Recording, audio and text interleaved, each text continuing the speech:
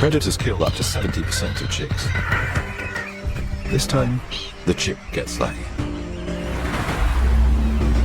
And this chick will face a life or death decision. Her father encourages her. It's a vertical drop of more than 100 stories.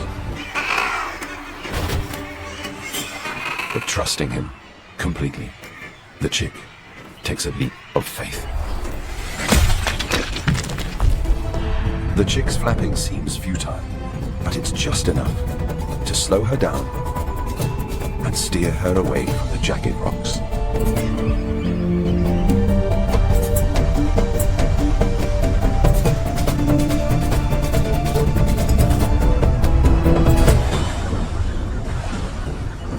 Her downy feathers softened the land. This seemingly impossible journey is vital to her survival.